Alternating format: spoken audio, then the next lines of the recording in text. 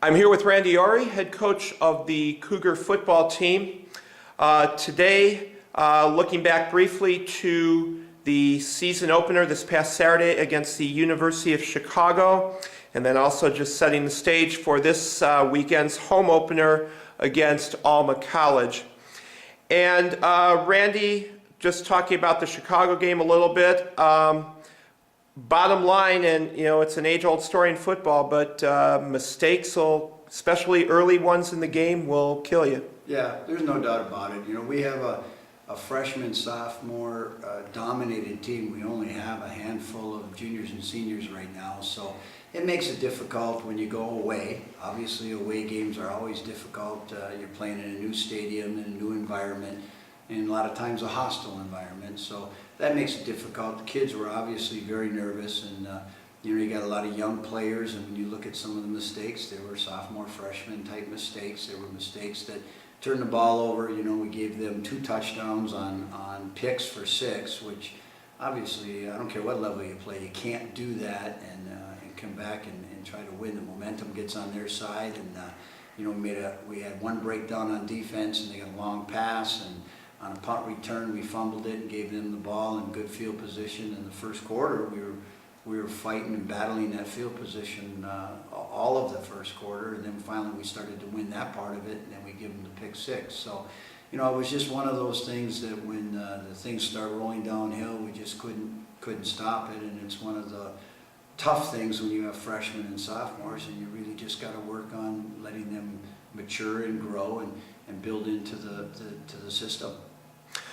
All right, now Randy, there were some bright spots in that game. There was stretches of the first half where I thought your defense really did a good job getting after the quarterback. As a matter of fact, there was one situation that finally resulted in a 4th and 50 for Chicago. I can't remember the last time I saw one of those.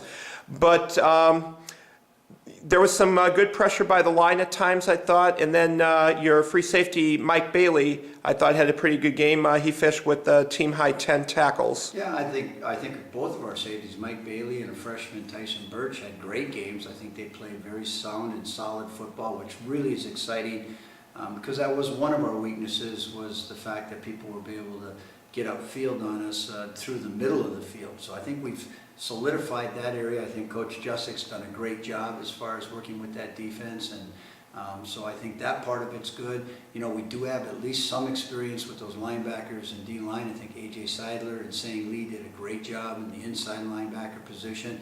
Nick Hostetler was shutting down that counter trade all day long, and when they were pulling, he was getting that puller and taking care of it, bouncing the ball to the outside.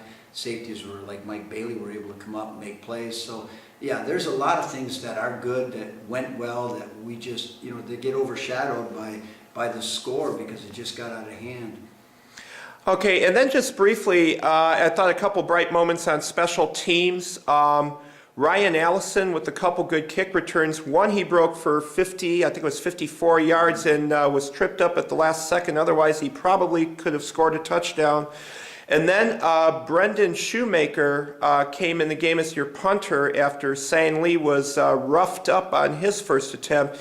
And Shoemaker averaged just over 40 yards for the rest of his punts that night. Yeah, I thought Brendan did a great job coming in, and he was our backup punter going into it, and Sang, when he took that shot to the knee, it was a bruise on the knee, and it was, how are you going to have a guy punt the ball with a bruised knee? But I give Sang a lot of credit because he hung in there and kept playing as a linebacker, but he just wasn't able to extend his knee out to be able to kick the ball. So we put Brendan in, and he did a fantastic job, and we appreciate, obviously, the efforts that a lot of guys made, because I don't think there was a lack of effort, and I don't think they quit trying. I think it just got to the point where our miscues just hurt us so bad that we weren't able to get out of that hole.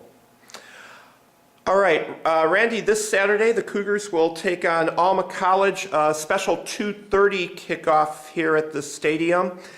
Alma is 1-1 currently. They got crushed in their first game, but 2 nights ago they came back and beat North Park. I believe it was 31-7. What can you tell us about Alma and what the Cougars will be doing to prepare for them?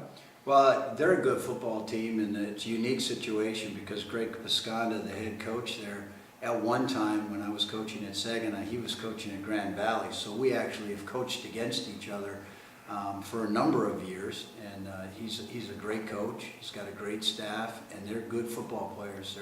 They're hard-nosed Michigan guys that get after it. They've got some real good athletes. They got a great quarterback.